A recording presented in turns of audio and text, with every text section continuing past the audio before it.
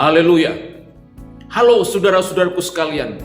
Selamat datang melalui program Sabda Menyejukkan Minggu 12 Maret tahun 2023. Saya percaya bahwa hidup Anda telah diberkati oleh Tuhan. Dan saat ini, baiklah kita kembali akan mendengarkan firman Tuhan. Saya percaya bahwa melalui pemberitaan firman Tuhan, hidup Anda akan terus diberkati. Saudara-saudaraku sekalian, sebelum kita membaca dan merenungkan firman Tuhan, baiklah kita berdoa. Mari kita berdoa. Bapa dalam kerajaan sorga, dimuliakan, diagungkan Engkau. Sebab Engkau mulia dalam hidup kami. Khususnya saat ini ya Bapa, kami mau mendengarkan sabda-Mu. Berbicaralah kepada kami, karena kami siap mendengarkan. Dalam nama Yesus kami berdoa. Amin. Pembacaan firman Tuhan diambil dari kitab Bilangan 21, ayatnya yang keempat hingga ayatnya yang ke-9. Demikian firman Tuhan. Ular tembaga. Setelah mereka berangkat dari Gunung Hor, berjalan ke arah Laut Teberau untuk mengelilingi tanah Edom, maka bangsa itu tidak dapat lagi menahan hati di tengah jalan. Lalu mereka berkata-kata melawan Allah dan Musa, "Mengapa kamu memimpin kami keluar dari Mesir, supaya kami mati di padang gurun ini? Sebab di sini tidak ada roti dan tidak ada air, dan akan makanan hambar ini kami telah muak." Lalu Tuhan menyuruh ular-ular terdung ke arah bangsa itu, ke antara bangsa itu yang memangut mereka, sehingga banyak dari orang Israel yang mati. Kemudian datanglah bangsa itu mendapatkan Musa dan berkata, "Kami telah berdosa, sebab kami berkata-kata melawan Tuhan dan engkau. Berdoalah kepada Tuhan, supaya dijauhkannya ular-ular ini daripada kami." Lalu Musa berdoa untuk bangsa itu. Maka berfirmanlah Tuhan kepada Musa, "Buatlah ular tedung dan taruhlah itu pada sebuah tiang. Maka setiap orang yang terpangut, jika ia melihatnya, akan tetap hidup." Lalu Musa membuat ular tembaga dan menaruhnya pada sebuah tiang. Maka jika seorang dipangut ular, dan ia memandang kepada ular tembaga itu, tetaplah ia hidup.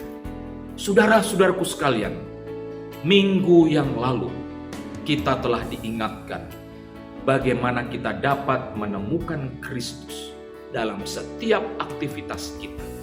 Khususnya Kristus yang hidup dalam diri kita, supaya orang lain dapat menemukan itu dalam hidup kita, dan kita dapat menjadi berkat bagi orang lain. Dan pada bagian itu, firman Tuhan berbicara kematian yang membawa hidup. Nah, pada minggu Prapaskah, minggu yang ketiga ini, saya mengajak kepada kita semua untuk melihat apa arti dari salib hina tapi mulia. Dan dengan pertolongan Allah Roh Kudus, maka kita semua akan diberikan pemahaman bagaimana kita sebagai orang-orang percaya untuk meninggikan salib hina itu. Tetapi salib hina itu mulia adanya. Saudara-saudaraku sekalian, dalam Yohanes 3 ayat 14 hingga ayatnya yang ke-15, demikian firman Tuhan.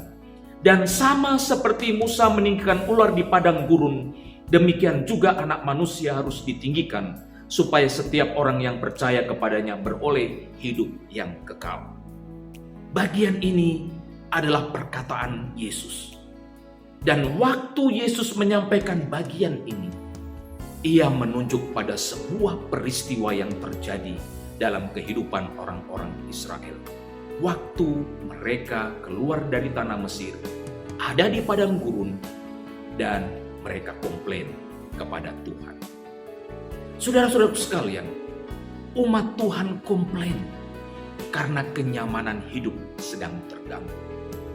Umat Tuhan merasa resah ada di padang gurun, sebab mereka sedang ada dalam perjalanan menuju ke tanah Kanaan, dan mereka berkata-kata tentang Tuhan.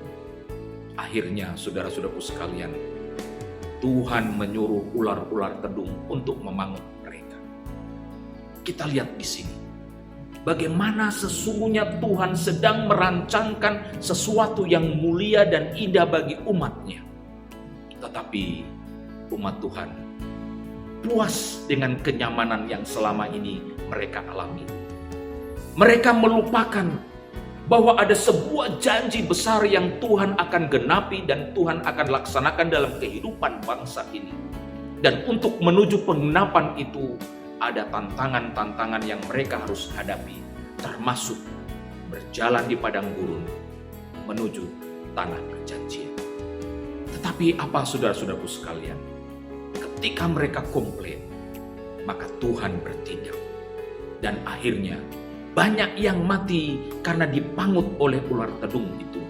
Sehingga Allah memerintahkan kepada Musa untuk membuat patung dari ular tedung itu dan ditaruh di tempat yang tinggi, supaya setiap orang yang dipangut oleh ular itu ketika melihat ular tedung yang dibuat oleh Musa itu, maka mereka tetap hidup.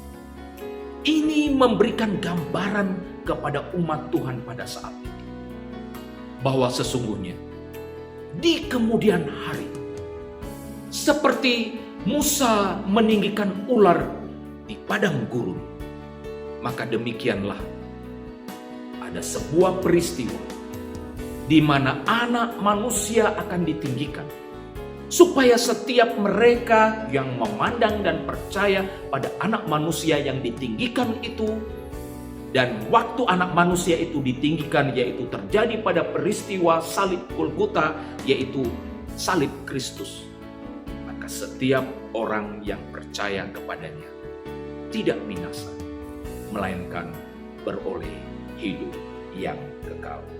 Saudara-saudaraku sekalian, Kristus ditinggikan melalui salib adalah membawa kutuk manusia, supaya di salib tersebut ada pembebasan atas kutuk itu. Kristus telah menebus kita dari hukum Taurat. Kristus telah menebus kita dari kutuk hukum Taurat dengan jalan menjadi kutuk karena kita. Sebab ada tertulis, terkutuklah orang yang digantung pada kayu salib. Galatia 3 ayat 14. Salib Kristus adalah kutuk itu. Tetapi di sanalah kutuk kita ia bawa. Supaya kutuk itu bukan menjadi tanggungan kita, melainkan tanggungannya.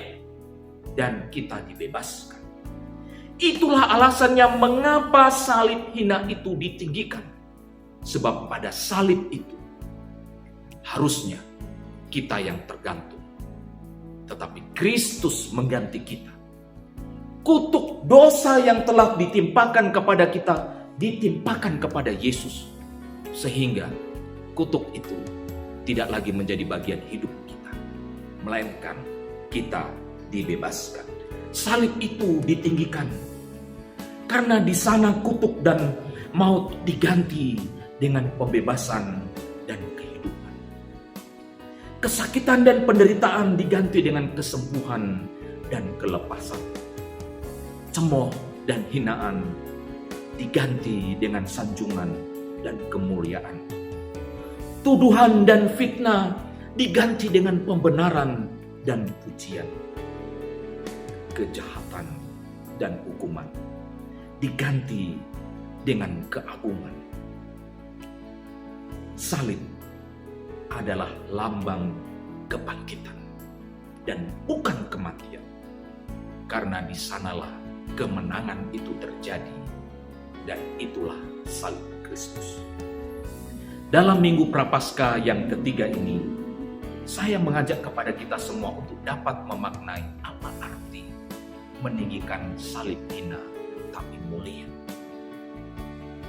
Tidak ada alasan bagi kita untuk tidak meninggikan salib Kristus.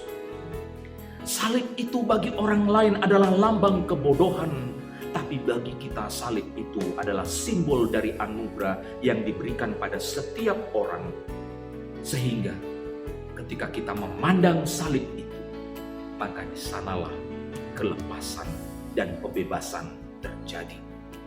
Anugerahnya yang tak terbatas, tak dapat ditandingi dengan dosa yang kita lakukan. Dan karena kita hidup di dalam anugerah itu, maka setiap kesalahan dan dosa kita ditenggelamkan. Sehingga bukan lagi kesalahan dan dosa yang terlihat dalam kehidupan kita, tetapi anugerah Tuhan yang telah bekerja, yang telah membebaskan kita. Menjunjung salib Kristus berarti Kristus adalah pusat dari setiap kegiatan yang kita kerjakan. Nilai-nilai dari salib hina tapi mulia merupakan pancaran yang dialirkan dalam seluruh aspek kehidupan, sehingga melalui pancarannya orang lain dapat kelepasan. Nilai-nilai salib itu adalah pengampunan, pembebasan, kemurnian, kasih, dan masih banyak lagi nilai-nilai tentang salib itu. Salib itu adalah ketika kita menjunjung tinggi dan menghidupi arti penebusan itu, maka saudara-saudaraku sekalian, dampak dari penebusan yang dikerjakan oleh Kristus yang kita alami itu akan berdampak bagi orang lain. Bagi kita, setelah kita menerima penebusan itu, tidak berhenti di situ saja. Tetapi bagaimana penebusan yang kita terima itu dapat diterima oleh orang lain. Itu sebabnya betapa pentingnya hidup Anda, hidup kita, untuk dapat menjadi cerminan Kristus. Sehingga penebusan, pembebasan, kesembuhan yang telah kita terima itu akan menjadi bagian dalam hidup mereka. Saudara-saudaraku sekalian, meninggikan salib Kristus berarti memiliki pikiran seperti Kristus, yaitu selalu peduli dengan kehidupan orang lain, memperlakukan orang lain seperti memperlakukan diri sendiri, memandang orang lain berharga di mata Tuhan, dan selalu menyediakan diri untuk dapat dipakai sebagai alatnya bagi suatu kehidupan yang membawa pembebasan dan kehidupan yang sesungguhnya. Kita hidup di dalam dunia ini, tetapi saudara-saudaraku sekalian, ada begitu banyak orang yang belum menemukan hidup itu, arti hidup yang sesungguhnya. Maka Anda dan saya dipanggil untuk dapat mendorong orang lain menemukan hidup yang sesungguhnya. Sebagaimana Yesus katakan, "Akulah hidup, akulah kehidupan itu." Meninggikan salib Kristus adalah mendemonstrasikan keadilan dan kasih dalam setiap hal yang kita kerjakan dalam hidup ini. Apakah itu tindakan yang berfokus pada diri maupun kepada orang lain, maka keadilan dan kasih harus nampak dalam hidup kita. Bukankah dunia ini membutuhkan orang-orang yang dapat mendemonstrasikan kasih dan keadilan di tengah-tengah persaingan hidup yang kadang-kadang hanya mengutamakan kepentingan diri sendiri dan melupakan kepentingan orang lain, melupakan kepentingan sebuah komunitas yang lebih besar. Kadang-kadang kita hanya mementingkan kepentingan diri sendiri ataupun kepentingan kelompok. Tetapi meninggikan salib Kristus berarti kita mendemonstrasikan keadilan dan kasih dalam hidup ini. Meninggikan salib Kristus adalah memberi hidup bagi kepentingan orang lain yang membawa kepenuhan, yaitu suatu kehidupan yang dipuaskan oleh roti hidup, dipulihkan, disegarkan, dan diteguhkan dalam anugerahnya yang sempurna. Saudara-saudaraku sekalian, mengakhiri bagian firman Tuhan ini, pastikan bahwa hidup Anda seirama dengan Roh Kudus. Sebab dengan seirama dengan Roh Kudus, maka berkat-berkat yang telah disampaikan melalui pemberitaan firman Tuhan ini menjadi bagian hidup Anda. Kiranya irama Roh Kudus mendorong kita untuk terus menjunjung salib hina itu, tetapi mulia. Mari kita wujudkan itu dalam kehidupan kita sehari-hari. Terpujilah Tuhan. Mari kita berdoa. Bapa, kami berterima kasih untuk bagian firman yang telah kami dengarkan.